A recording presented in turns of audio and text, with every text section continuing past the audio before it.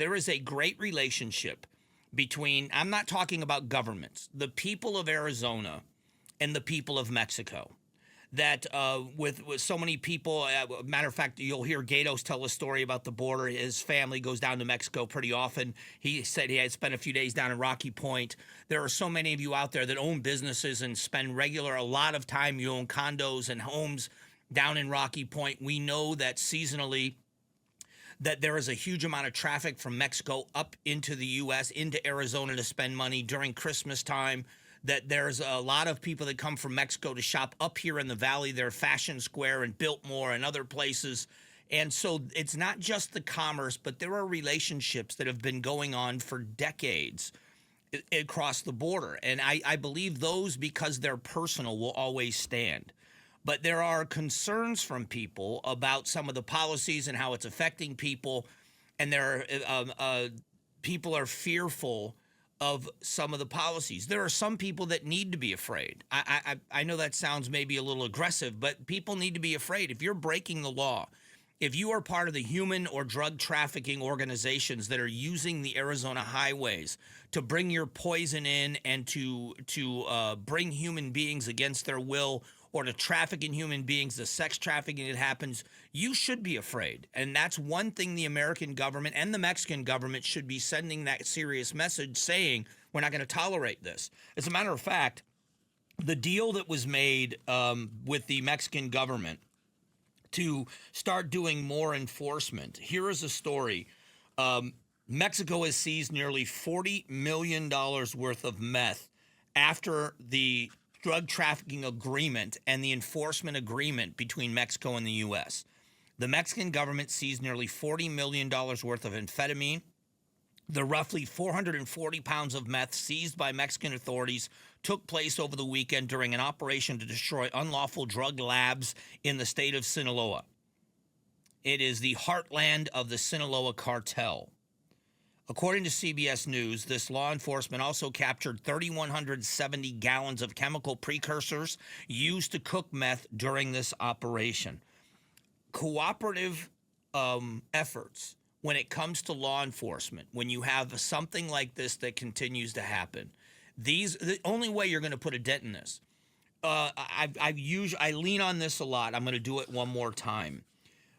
Living in South Florida in the 80s like I did, and watching I didn't live in Miami. I lived on the other coast, but I spent a lot of time in Miami. Watching the transformation of Miami and what was happening to the benefit of the Miami economy, with banks flush with cash and buildings going up because the drug cartels were building up that city, was hard for the city in America, hard for the city to resist that kind of temptation, and in many ways they didn't.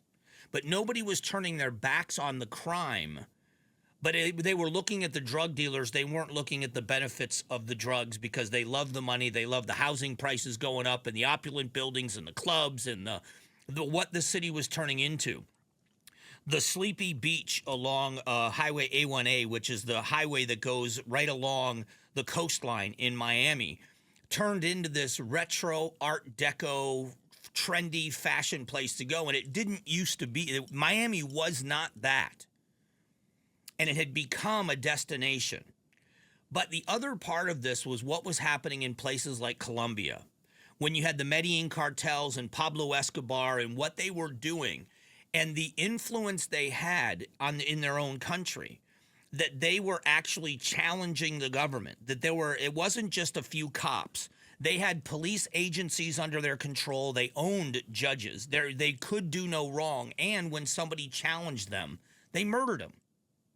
And they were gaining more and more power with the wealth that they had. And they were buying people's loyalty. They were going into poor communities and building housing developments.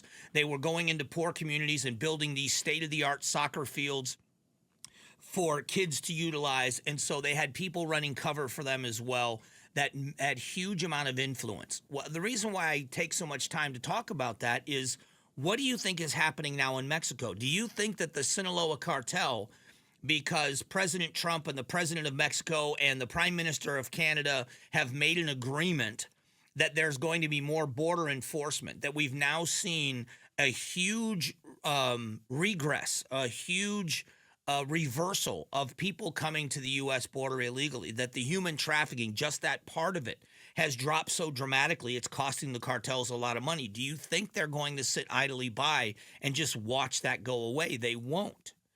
Are they going to start making attacks on U.S. soil? I don't know that they're going to go to that extreme. But you know that they are buying off government officials in Mexico, and it makes it dangerous for people. This is not going to be an overnight success, but it's a fight that has to continue. On the U.S. side of the border, there are two issues. One of them is border security, which it seems like we're starting to get a handle on that. The other part of it is our immigration system. And then commerce and trade is the third leg that is, they're all intertwined. But on the immigration part of this is where we all have to have open eyes. Our immigration system is broken. Our immigration system is broken. When you have good people, and I can give you a real story of one that I have a friend that's dealing with it right now. When you have good people that intentionally did it absolutely by the book the right way, took an extraordinary amount of time when other people were walking across the border and just taking their chances, doing it illegally. When they decided we are not going to do that, we are going to do it legally. We're going to do the paperwork. We're going to wait the amount of time we have to.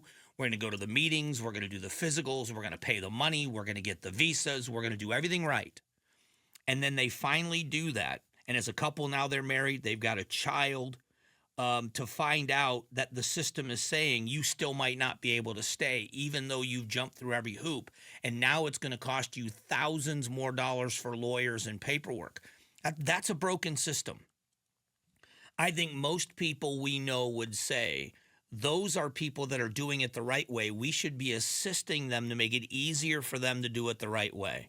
If you've done it the wrong way, you have to go back and you have to do it the right way. I don't think any of that's impolite. I don't think any of that is insensitive. I think that when we reward, if we are going to punish people that do the wrong thing, we should do that. If we're going to punish people that do the wrong thing, we should. But we should also be helping and aiding and rewarding the people that do the right thing. Thanks for watching the Mike Broomhead Show. Catch up on Amazing Arizonans, a KTAR News podcast, and click the button in the middle to subscribe.